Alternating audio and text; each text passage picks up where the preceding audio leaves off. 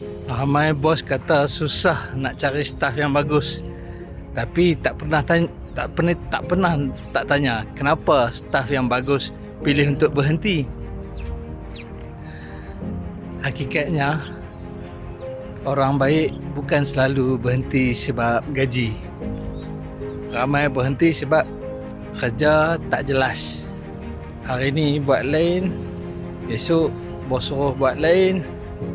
Lusa kena marah sebab benda yang tak pernah diajar. Bila tak ada SOP, setiap hari kena main teka-teka.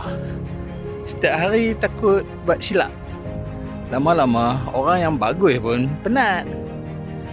Staf yang lemah perlukan arahan.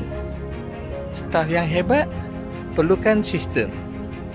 Kalau sistem jelas, prestasi pun lebih mudah dijaga.